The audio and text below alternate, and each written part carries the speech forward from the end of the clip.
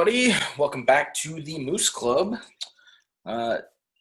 This episode, we're going to have a little discussion kind of about the landscape of the Democratic Party and kind of the reasoning for why they underperformed in the election.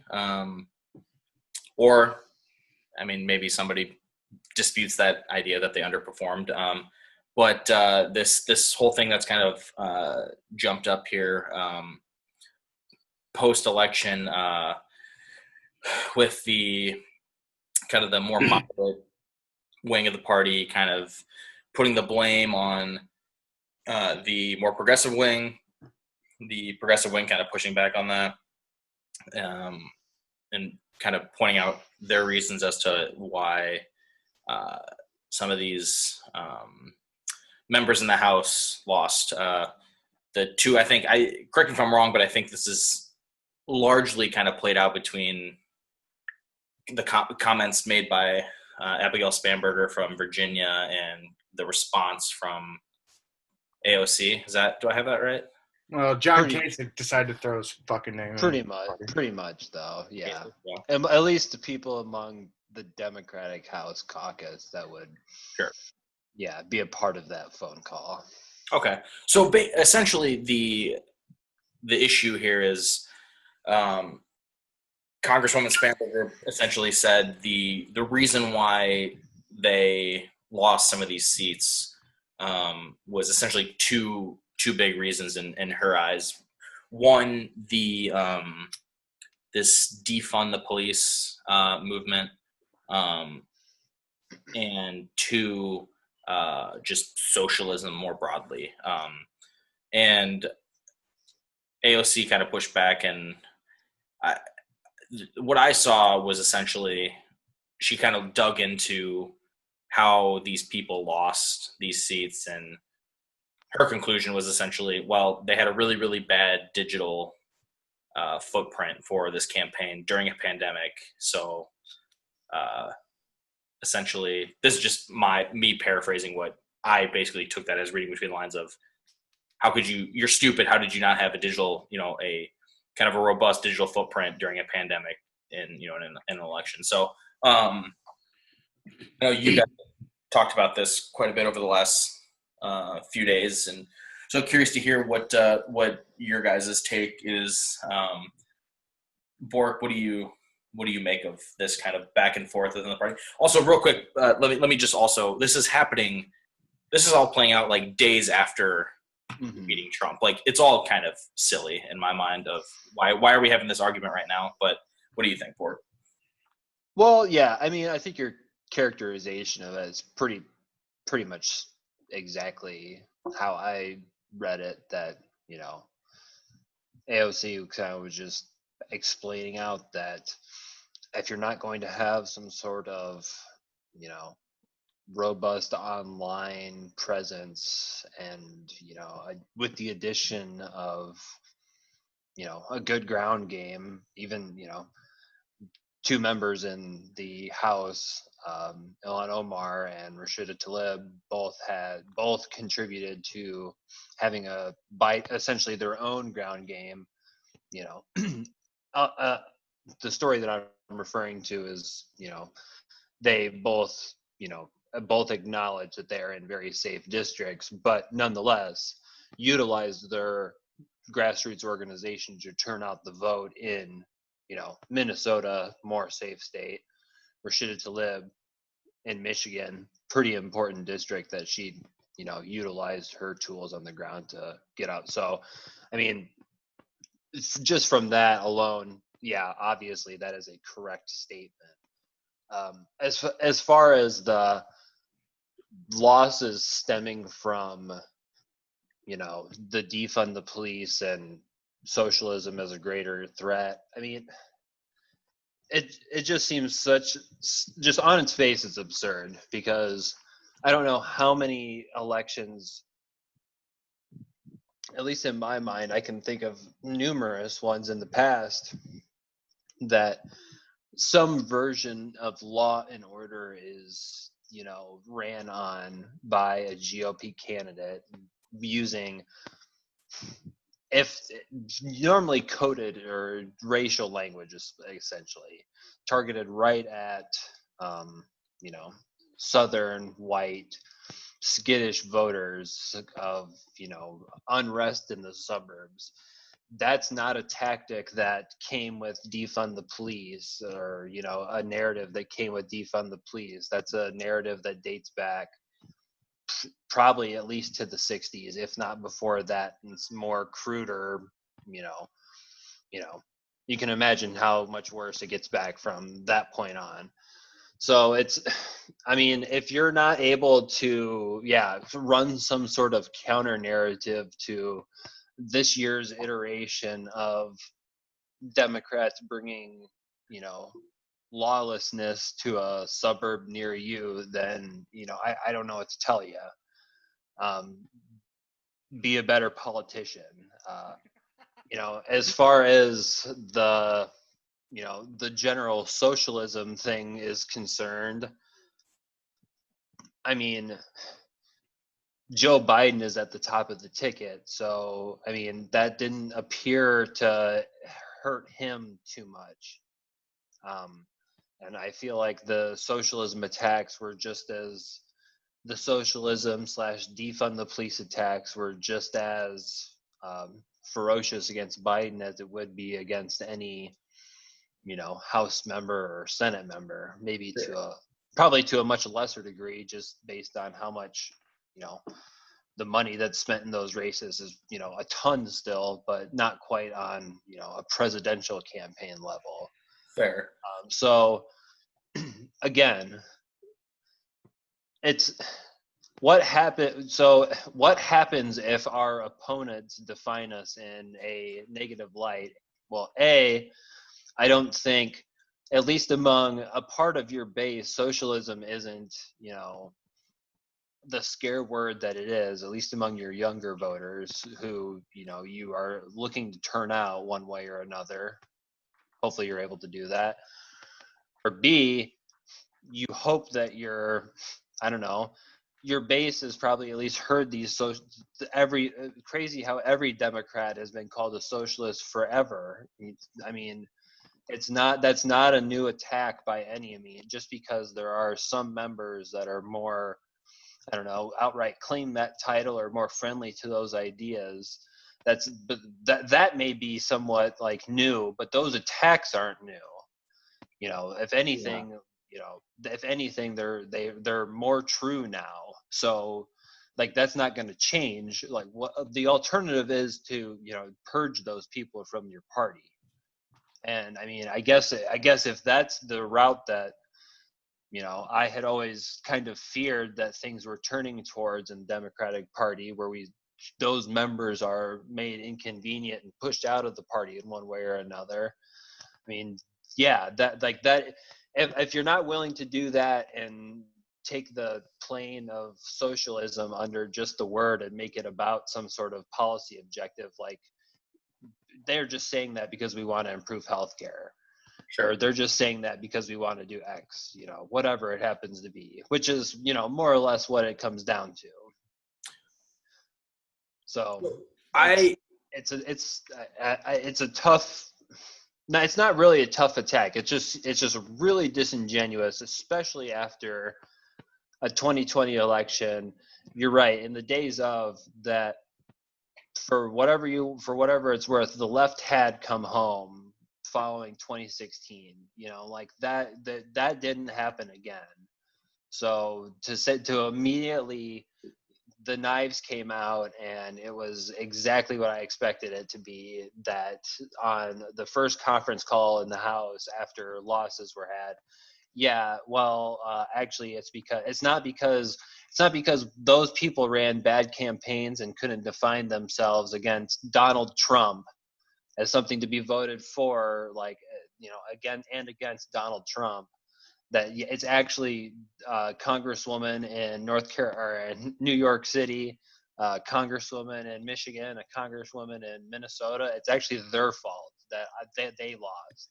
Right. I mean, it's there has to be some level of accountability that's just, you know, said And, for sure, she said, if you listen to the whole thing, she said this is off the record. So, don't, if this gets leaked to the press, this is, this is for unheard, untrying eyes kind of thing. But, just to hear it that blatantly is kind of shocking. Right. So unsurprising at the same time. So upon hearing all this, and so the socialism aspect, I mean, right from the get-go, I just kind of dismissed that as, that's just nothing new. That like I was surprised by the fact that it was coming from within the party. It's not an issue of like what you're alluding to is, we're Democrats are going to be accused of socialism. Not new. Okay. Mm-hmm. The one I was more interested in is the defund the police, and talking to Joe before this of like, he made the point of like who like what evidence is there that the Democratic Party is taking this position of defunding the police? Like there are people here and there that have made comments on it, but I think I think it would be a losing position to take, which is why I think it's good that they aren't taking that position. But I did see on election night, I don't know if it was polling from Fox or if it was CNN or what it was, but over 50%, it might have been over 55% of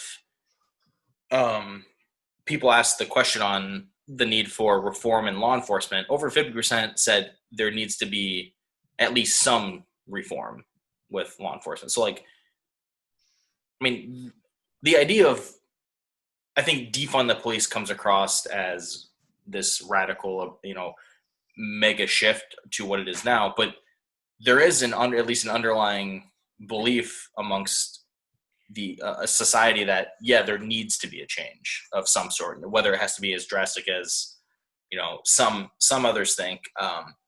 But kind of after talking with Joe about that just a little bit, and kind of thinking about it a little bit more, I'm not sure. I love Abigail Spanberger. I think she's absolutely fantastic. I love her whole background. I think she's super impressive. I'm just not sure. She's not really buying what she's selling in terms of why these candidates lost. And I think, Joe, correct me if I'm wrong, I think you kind of had something you want to talk about a little bit is maybe your thoughts on why it is some of these races were lost. Just one thing I like that. Yeah, and that's just a demand that comes from the ground too. Right. AOC did a great job. That's what is the Democratic Party to do with that? To a certain they're 100% for racial justice, and but the slogan comes out, defund the police. It comes out to mean a million different iterations of whatever it is. Some of them I think good, and what they're proposing. Some I don't think are realistic given how our society is. But that's like what happens if this movement comes out, this idea comes out from this movement, that's what am I to do with that is kind of but sorry, Joe, go for it. I'm sorry. So Joe, not throwing it on, shame on you, Bork. Yeah. I kind of forgot how he led that. No. Because I agree with you. If you watch AOC's interview with Jake Tapper on State of the Union this morning, Sunday morning, she did a very good job of explaining where she sees that sloganeering coming from. And then you look back through the record, they might have sent out a tweet saying that had included defund the police, but it wasn't like an official right policy, if anybody. But anyways, what was the question, Kyle? You've in just conversations offline about the House and how the House turned out on an election night with, Dems were projected to pick up seats, Bannon losing, I think, at this point, at least 5. But I thought you had some interesting insight and some points that you made on whether or not they actually underperformed, and if they did, why that might have been the case. Yeah, so to start off, like I agree with you with and AOC with talking about how what the reasons were, people underperformed. Um, I think to start off with, my like opinion would be Democrats had to kind of hold a house that was brought in by a pretty big wave election. 2018, the generic ballot for all races was plus 10 Democrat, which that's pretty amazing. Like that's a pretty big wave. I mean, we were talking about in an earlier episode how Joe Biden might win by 4 or 5% after all the votes are counted. I mean, add +6 onto that, and you would have been defending a map on equal proportions. Now, also, you got to think about how much a general election brings out over a midterm. One race that I know is close to me that I use as an example for you was the Iowa one. Congresswoman Abby Finkenauer, no problems with what she did. I don't think anybody was targeting her as a bad, representative of that district. And she was running against a newswoman, and she got beat because she got elected in a wave election in 2018 in a Republican district, and it's hard to defend. I mean, it's very hard to defend.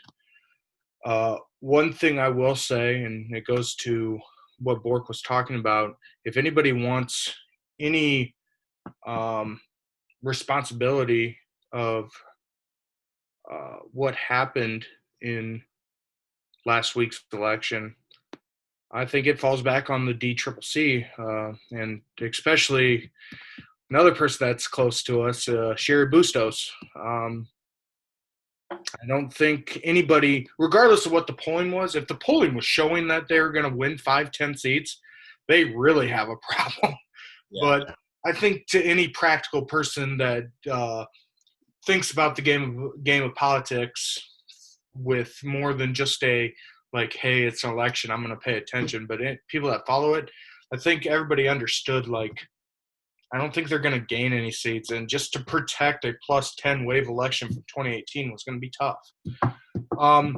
The only thing I really have to say about what turned me off about some of these things was first to put blame on – well, actually, I'll start off. That was a private conversation. I think with any postmortem, you are going to have ideas that different people take. That might be what Abigail Spanberger was going up against in her district. And one thing that comparing Abigail Spanberger's district to – She comes from a red district. To lead what? Her district has historically been red. So yeah. So but you're going into talking about blame or kind of shame on both of these people, in my opinion. Abigail Spanberger won her re-election in 2020 by a bigger margin than she won in 2018. So I don't really understand what she's all that mad about. And to AOC and kind of talking about her brand more than, unity politics, not saying that she was attacked. She was. Not by name, but obviously everybody knew who they were talking about.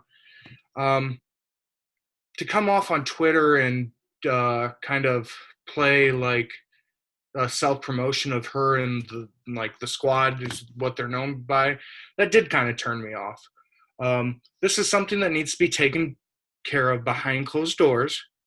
Not saying that the public shouldn't know, but anytime somebody comes up with a problem, you're going to have different ideas of what caused the problem.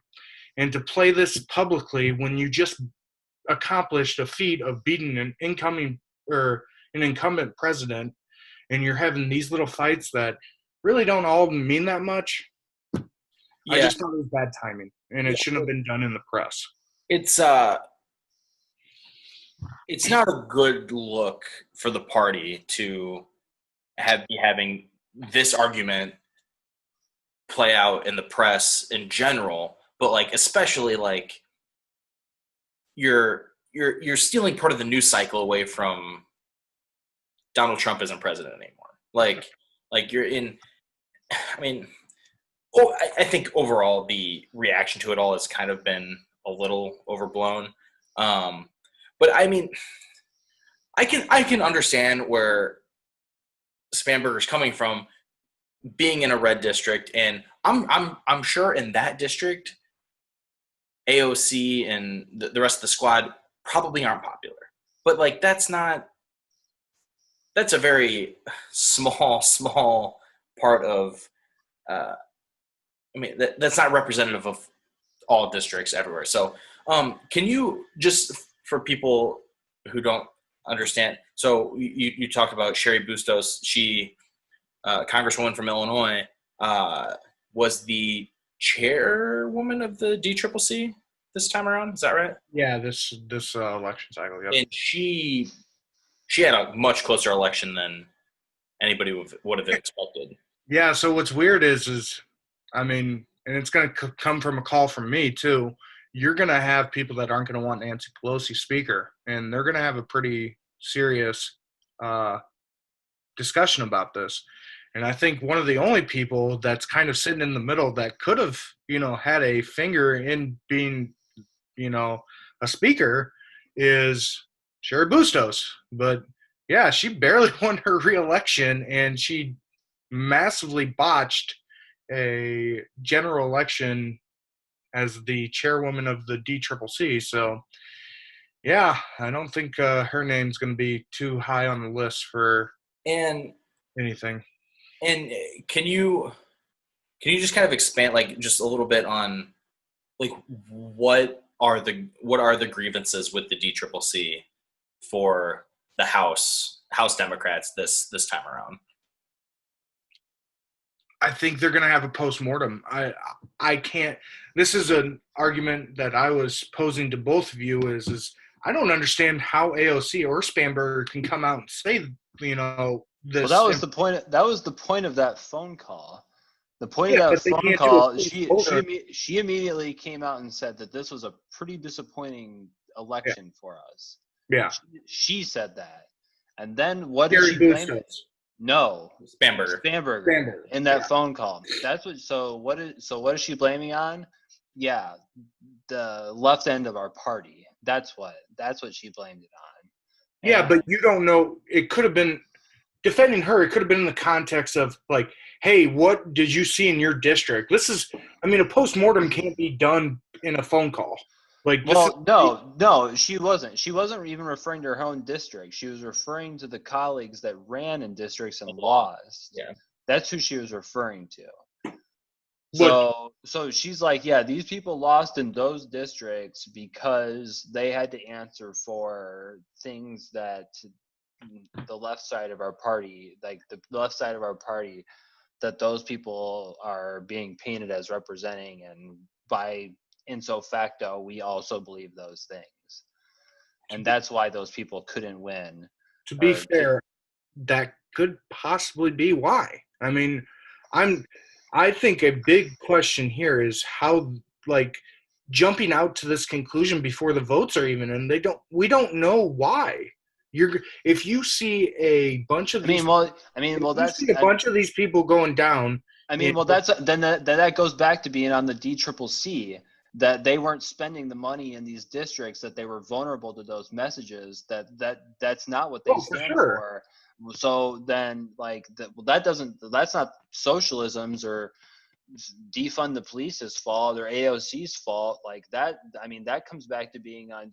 Aside from the quote unquote left ideas not being popular with red voters, which I don't necessarily concede yet at all.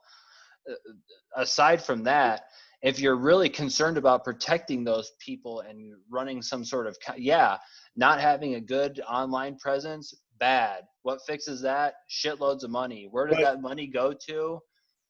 Fucking Texas, where we were told we had a shot in. Well, that was fucking how much money did we burn between Amy McGrath and Jamie Harrison?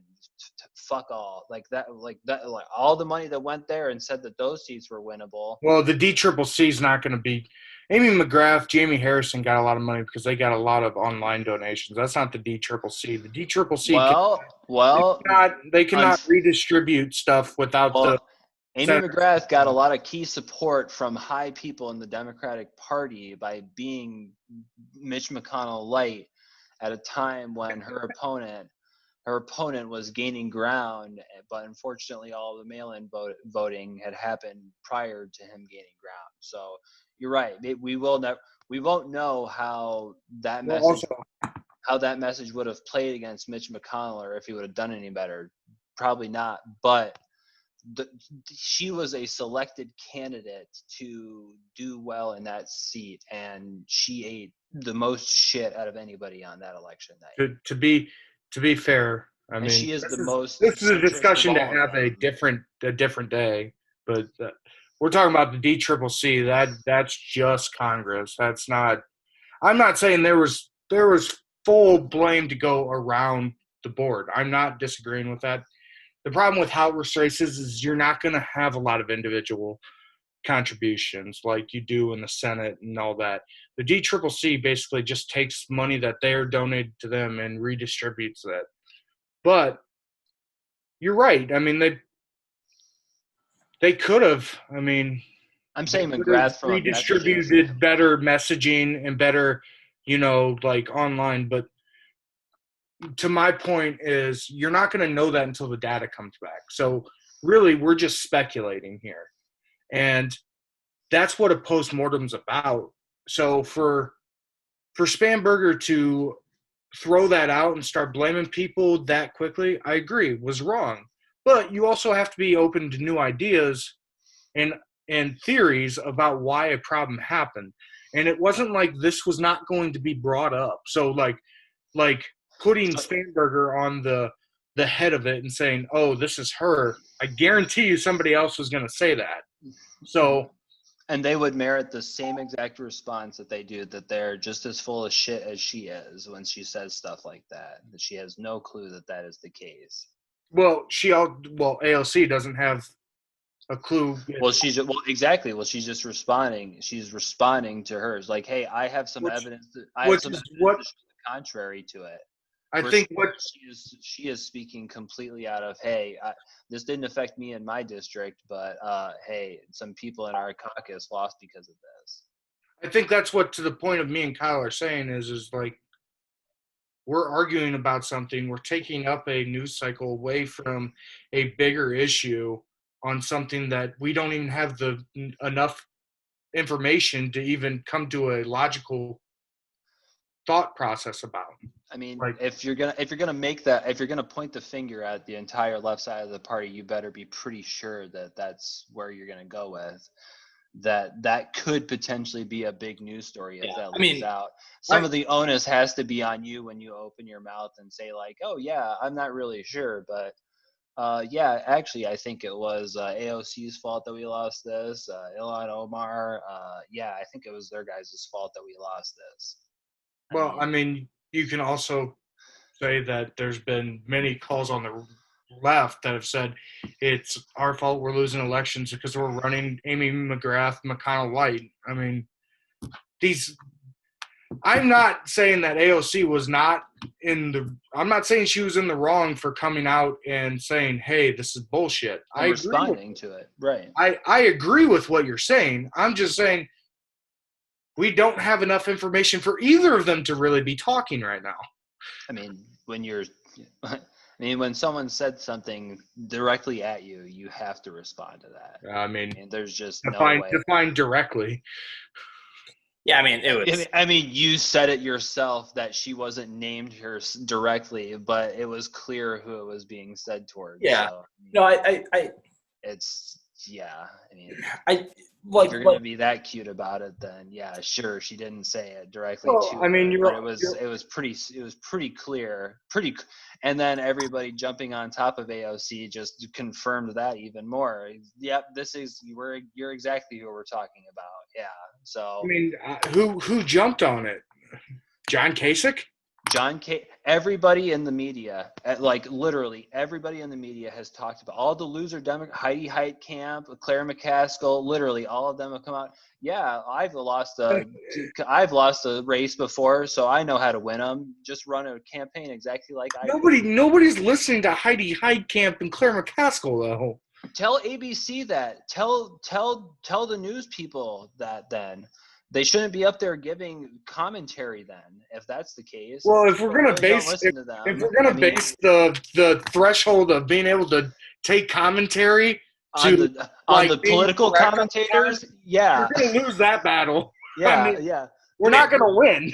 Who else should we listen to if the political commentators? I mean, they're out there. But they're fucking terrible. Nobody's gonna argue that they aren't. And believe it or not, people still listen to them quite a bit. I agree with that. Surprised. Yeah, it doesn't mean they're good or bad. People listen to Rahm Emanuel. He's up there. What do you think his position on that is? You think he's good at politics? Rahm Emanuel. I think Yeah. Rahm's pretty good at politics. Why? There you go. He's up there political commentating. Guess what side he came down on? Yeah. So like, don't tell me that it's just a bunch of dum-dums up there talking. People that you like too are like, you know what? Yeah, I really do think we need to take a look at this whole left-wing problem within the Democratic Party and what it can do to winning these swing districts that Rahm Emanuel loves. He will trade every possible left-wing district for a suburb every time. And that is his explicit strategy. That was the unbeatable coalition. And then sure enough, down ticket Obama races, Democratic Party is wiped out during the Obama years. But this whole left wing shadow is a big drag on the ticket. And for Biden, I guess it's tough to take that seriously sometimes. Like, no one believed that Biden was this huge left winger. So like, to say that the election was a big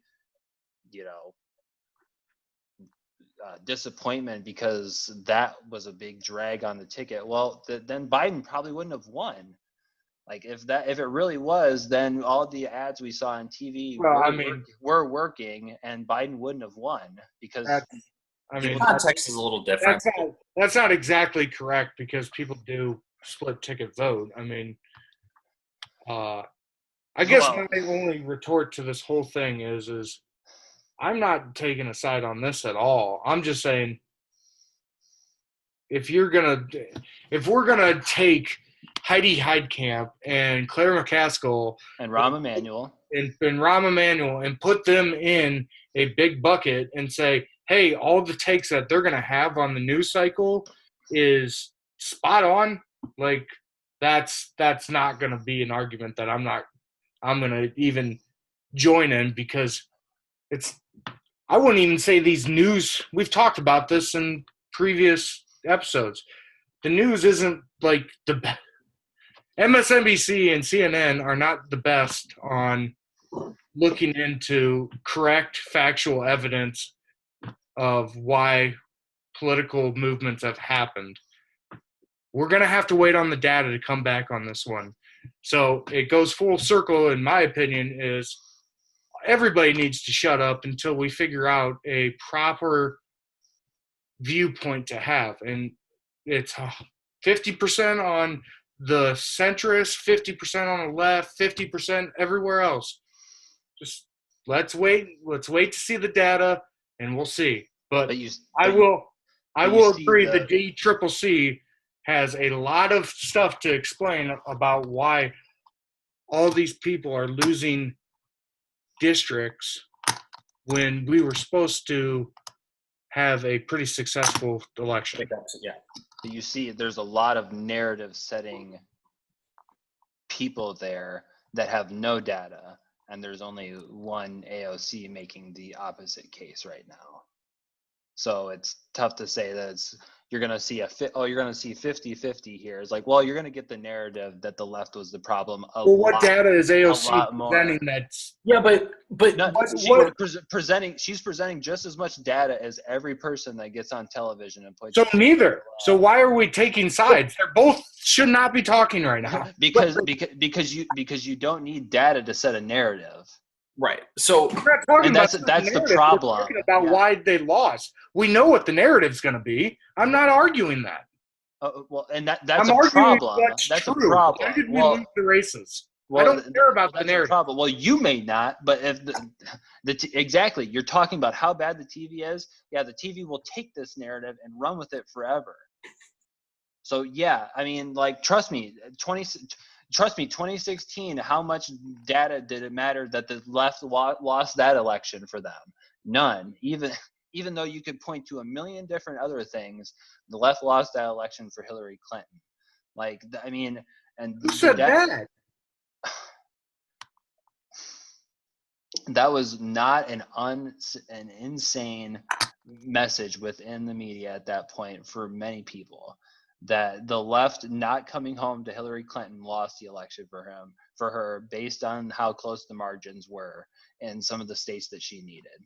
That is that is not fair. I mean, yeah, I don't think everybody has said there's a lot of different factors, so it's tough to point on one, but I think they talked about the Obama Trump voter a lot more, but that's fine. Real quick here. So we're running short on time, but Bork, tell me if I'm wrong. Like, I think you guys agree on the point that, like, nobody should be talking about this. But I think, Bork, your point is that once Spanberger put this out there, or not even necessarily her, because I don't think her intention was for this to get into the news cycle, but once that got out there into the news cycle that she said these things, like, yes, neither one should be speaking on this, but once it's out there, AOC, like, she has to respond to it. Like, someone has to. Right. Yeah. I mean, maybe not necessarily her. And the fact that it is a house call among House members, that the left side of that caucus has to respond to that. Just has to. There's absolutely no way that someone that you're supposed to be in a large tent party with essentially is like, yeah, we can't win any more elections with these people in the party. I mean, there's no way you can let that eat up a media cycle and without any sort of pushback that, hey, there's maybe another narrative here going on that hopefully is going to be heard and given some sort of credence to. And hopefully some data shows something otherwise than this. But but you guys are in agreement that this shouldn't be a thing to begin with. No, it shouldn't. I mean, it's not surprising that it is, because there's always going to be, like, kind of what we were talking about, that this was somewhat of there were going to be people out there that saw this as a disappointment for one reason or another. I mean, we can lay that at whoever's feet, and someone was going to want some sort of accountability. And, I think I disagree in the only sense that this is coming to public. I think a lot of people gave money to races that they thought had a legitimate chance to win, and they would like to know what did you guys have? Did the people within the DCCC have bad data, or what were they basing things off of shifting sands when they really had no idea what what was really out there? I mean, like, that's the kind of post-mortem that I'm into as far as the DCCC, not like what messages in these zip codes did better, like what, like that's more on the individual politician themselves, more however they're choosing to run their campaign at that point. Well, like, who would know better than that? Like, right. Like, I'm assuming you've figured out a way to thread the needle to make it this far. Right. So, I mean, the fact that I feel like that's already baked into your numbers, that you're in a party that has like left wingers in it. Right. You know, like that's either hurt you with enough people at this point or it hasn't. And you're going to, you know, sure, yeah, you can get swept out in a big wave, but, you know, also having a big wave on your end, like it seems Biden did, you think that would also tend to help you, you know, in those areas too, where they're able to, you know, see through that, you know, fog of war that is the, you know, political ads and all that nonsense that goes on with everybody to demobilize and muddy the waters. Okay. I think the ending thing, getting off the argument of like who should be saying what. I think we'll just agree to disagree on that. But I think when at the end of the day, it does come back to like the DCCC and the election or the seats they had to protect. We're going to need a pretty big wave election to defend, and we'll have to see the data. I mean, Yeah. that just comes back to that. Okay. So interesting. Good chat. Good talk. No, I think you guys both make some pretty interesting points. So yeah, I mean, maybe we will see what like when would we expect to see anything like that, or is that all going to be internal or? I mean, they usually release it to the public. I mean, Interesting. Well, that'll be that's interesting. kind of the whole point of the postmortem is to like so that they can set these narratives. Not disagreeing with Bork that sometimes they skew the responsibility of these narratives. I totally agree with that, but the whole point of postmortems is to kind of set a playbook for the next 2 years. All right. Well, everybody make sure you like, follow, subscribe, share Moose Club Pod at the bottom of your screen, and be on the lookout here for future episodes. Thanks for watching.